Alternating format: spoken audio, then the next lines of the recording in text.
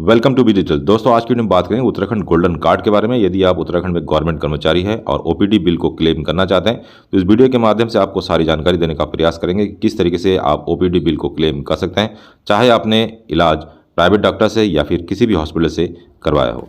यदि आप उत्तराखंड के गवर्नमेंट कर्मचारी है तो आपने state health authority of Uttarakhand की ओर से गोल्डन कार्ड आपने बनाया होगा। यदि नहीं बनाया है या अपने परिवार के सदस्यों को आपने ऐड नहीं किया है तो जल्द से जल्द अपने परिवार के सदस्यों को ऐड कर लीजिए, क्योंकि एक बेहतरीन स्कीम है और इस स्कीम का लाभ आपको अवश्य लेना चाहिए। अब बात करते हैं किस तरीके से ये काम करता है। तो इसमें दो तरीके के हॉस्पिटल है, एक इम्पैनल हॉस्पिटल और एक जो इम्पैनल हॉस्पिटल नहीं है। तो इम्पैनल हॉस्पिटल में जैसे ही मरीज की भर्ती होती है तभी जो है आप फ्री ऑफ कॉस्ट में इलाज करवा सकते हैं, मतलब कि आपको पेमेंट नहीं करना होगा। इम्पैनल हॉस्पिटल की जो लिस्ट है आपको इस वेबसाइट में मिल जाएगी। जैसे ही आप इस वेबसाइट में जाएंगे, जिसका लिंक आपको हमारी वीडियो के डिस्क्रिप्शन में मिल जाएगा, यहाँ पे ऊपर आपको 3 लकीरें मिलेंगी। 3 लकीरें के अंतर्गत आपको सारी चीज़ें यहाँ पे मिल जाएंगी।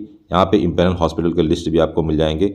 आउटसाइड स्टेट भी कई सारे हॉस्पिटल को यहाँ कवर किया गया है। आप उत्तराखंड के अलावा किसी अन्य स्टेट के हॉस्पिटल में भी आप इलाज करवा सकते हैं। लेकिन यहाँ पे मैं बात कर रहा हूँ ओपीडी के बारे में कि ओपीडी के बिल को आप किस तरीके से रिइंबर्समेंट करवा सकते हैं, क्योंकि साल में लगभग 10 से 15 हज़ार ओपीडी पे खर्च हो ही जाता है। उत्तराखंड में ओपीडी बिल को इनकैशमेंट करवाने के लिए 2 ऑप्शन है। एक है हॉस्पिटल जो कि इम्पैनल हॉस्पिटल है और दूसरा है जो इम्पैनल नहीं है, अर्थात जो लिस्ट में नहीं है। तो यदि आप जो है ऐसे हॉस्पिटल में इलाज करवाना चाहते हैं या ओपीडी बिल को कैश करवाना चाहते हैं जो कि पैनल नहीं है, तो उस कंडीशन में जो है आपको अपने नियर अबाउट जहाँ भी आप नौकरी करते हैं वहाँ पे जो भी स्वास्थ्य केंद्र होंगे उस स्वास्थ्य केंद्र से आपको रेफ़र का एक पर्चा बनवाना होगा।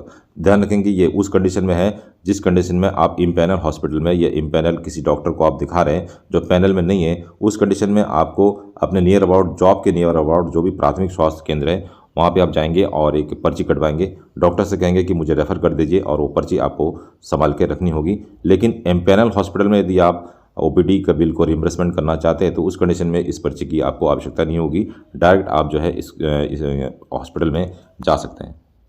सीधे शब्द में कहें तो यदि आप इम्पैनल हॉस्पिटल में ओपीडी बिल को कैश कराना चाहते हैं तो आपको रेफ़र की ज़रूरत नहीं पड़ेगी। मान लीजिए आप किसी ऐसे हॉस्पिटल में जाते हैं जो इम्पैनल नहीं है, अर्थात लिस्ट में नहीं है, तो उस कंडीशन में डॉक्टर के द्वारा एक जो पर्चा आपको दिया जाएगा उस पर्चे को आपको संभाल के रखना होगा।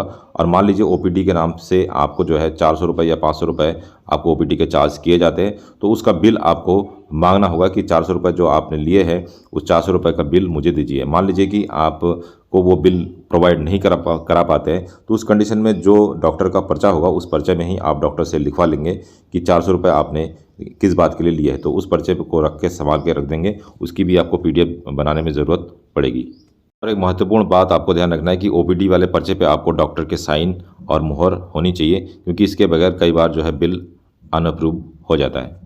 उसके बाद डॉक्टर द्वारा जो मेडिसिन लिखी जाती है तो उस मेडिसिन का भी आप मेडिकल स्टोर से बिल बनवा लेंगे। मेडिकल स्टोर में भी आपको सेम प्रोसेस अपनाना है। मेडिकल स्टोर से आप कहेंगे कि मेडिकल बिल में जो है आप अपने सिग्नेचर और मुहर कर दीजिए। तो उस तरीके से आप जो है हर बिल में जो है सिग्नेचर और मुहर होना चाहिए। तो मेडिकल वाले बिल में जो है मेडिकल स्टोर का होना चाहिए और डॉक्टर का जो प्रिस्क्रिप्शन वाला लेटर होगा उसमें डॉक्टर के सिग्नेचर होने चाहिए। मेडिकल स्टोर के बिल में एक चीज़ आपको ध्यान रखना है कि कोशिश करना है कि मेडिकल बिल जो भी आपका हो उसमें जीएसटी नंबर होना चाहिए। यदि जीएसटी नंबर होता है तो बहुत अच्छी बात है, अगर नहीं होता है उस कंडीशन में भी आप जो है इस बिल को भी आप लगा पाएंगे। इस तरीके से आप 2 या 3 बार जितनी बार भी ओपीडी में दिखाते हैं उन सारे के जो पर्चे हैं उनको आपको संभाल के रखना है, क्योंकि 6 महीने जो है जब से आपने इलाज करवाना शुरू किया होगा 6 महीने का टाइम होता है। 6 महीने तक के बिल को आप जो है लगा सकते हैं। तो ये डेट भी आपको ध्यान रखना होगा। तो सारे बिल को इकट्ठा करने के बाद आप जिस विभाग में नौकरी करते हैं उस विभाग से एक लेटर आपको बनवाना होगा। इसमें प्रेषक होगा, मुख्य चिकित्सा अधिकारी, अधीक्षिका जो भी होगा, और वहाँ उनका नाम लिखा जाएगा। और सेवा में के बाद जो है जहाँ पे आप काम कर रहे हैं उस विभाग का नाम यहाँ पे लिखा जाएगा।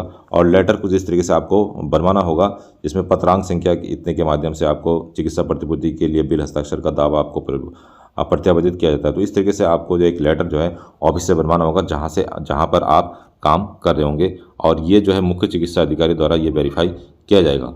उसके बाद आपको एक फॉर्म की ज़रूरत पड़ेगी। इस फॉर्म को आप IFMS के वेबसाइट से भी डाउनलोड कर सकते हैं या फिर उत्तराखंड स्टेट हेल्थ की वेबसाइट से भी डाउनलोड कर सकते हैं। और यहाँ पे इस फॉर्म को जो है आपको भरना होगा। यहाँ पे डॉक्टर का नाम आएगा, उसके बाद यहाँ पे कर्मचारी का नाम आएगा, उसके बाद पिता का नाम आएगा या कर्मचारी कोड आएगा, विभाग आएगा, और यहाँ पे जो है जोन सा जिस रोग से आप का इलाज करवा रहेंगे यहाँ पे उस रोग का नाम आएगा। उसके बाद उपचार दिनांक, कब से आपने शुरू किया है और कब से आप कब तक आपका उपचार चला है, यहाँ उसके बारे में डिटेल आपको भरना होगा। उसके बाद जो है यहाँ पे उपचार व्यय का विवरण आपको देना होगा। जैसे परामर्श शुल्क है तो परामर्श शुल्क और विजिटिंग फीस, तो यहाँ पे मान लीजिए 3 बार या 4 बार आपने ओपीडी के थ्रू दिखाया है तो यहाँ पे आप जो है प्लस प्लस करके मान लीजिए 400 रुपये आपने लिखा, फिर 200 रुपये लिखा, इस तरीके से आप ओपीडी के यहाँ पे शो करेंगे। उसके बाद औषधि पर व्यय, मेडिकल एक्सपेंसेस, जितना भी आपका मेडिकल का बिल है तो 3 बार का है या 4 पर्ची है, जितने भी है उसको प्लस प्लस करके आप यहाँ पे मेंशन करेंगे। पैथोलॉजिकल व्यय यदि आपके पास है 2 बार 3 बार या नहीं है तो नील कर देंगे। रेडियोलॉजिकल है तो आप इसको मेंशन करेंगे। विशेष कोई अन्य व्यय है या शल्य क्रिया पर व्यय है, तो जो भी व्यय है आपको अपने बिल के अनुसार ही इसको लिखना होगा, इसको टोटल करना होगा। और उसके बाद यहाँ पे रोगी को चिकित्सालय में भर्ती उपचार किए जाने की आवश्यकता थी नहीं थी, यहाँ पे नहीं आपको करना होगा। और यहाँ पे बिल वाउचर की सारी संख्या यहाँ पे मेंशन करनी होगी। जैसे जितने भी बिल आप यहाँ ऊपर लगाएंगे सीरियल वाइज, सारे बिल की जो संख्या सीरियल नंबर है आपको कॉमा कॉमा करके यहाँ पे मेंशन करना होगा।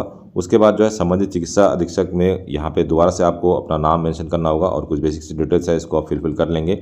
यहाँ पे जो है जिस डॉक्टर से आपने इलाज करवाया है, जिस हॉस्पिटल से आपने इलाज करवाया है, वहाँ पे उनके सिग्नेचर और मुहर यहाँ पे लगनी चाहिए। और यदि उस हॉस्पिटल में कोई प्राधिकृत चिकित्सक है या कोई उच्च अधिकारी है, चिकित्सक है, तो यहाँ पे उसका आप हस्ताक्षर करवा सकते हैं। अगर नहीं है तो जिसका हस्ताक्षर यहाँ पे होता है, जिस डॉक्टर से आपने इलाज कराया उनका हस्ताक्षर यहाँ पे हो जाएगा और उन्हीं का हस्ताक्षर और मुहर यहाँ पे भी आप लगवा सकते हैं।